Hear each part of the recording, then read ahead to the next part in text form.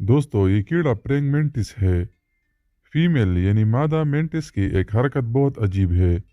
वो ये कि मादा मेंटिस नर से मिलाप करने के बाद इसे खा जाती है।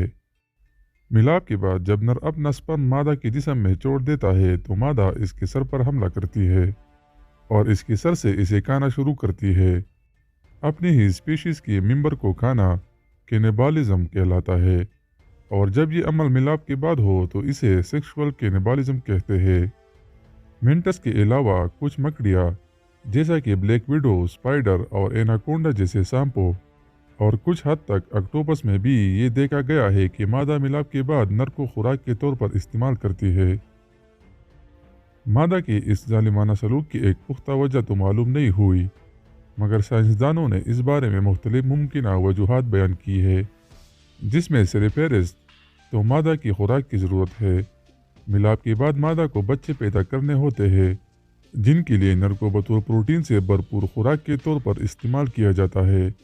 इसके अलावा ये भी देखा गया है सेक्सुअल कैनिबालिज्म करने वाले जानवरों में मादा बहुत चूजी होती है और जिस नर को मादा ज़्यादा पसंद नहीं करती इसे मार डालती है।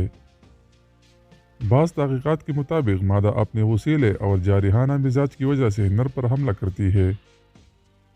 बाज़ मकड़ियों में नर मादा से बचने और मादा को खुश करने के लिए मिलाप के बाद मादा के लिए खाना भी लेकर आता है, तो बाज़ मकड़ियों में नर खुद मादा की खुराक बनने के लिए इसके मुंह के सामने आ जाता है। अलबत्ता सब मादा ऐसे बेरहम नहीं होती और अक्सर मादा मेंटिस नर को मिलाप के बाद में पूंछ छोड़ भी देती है।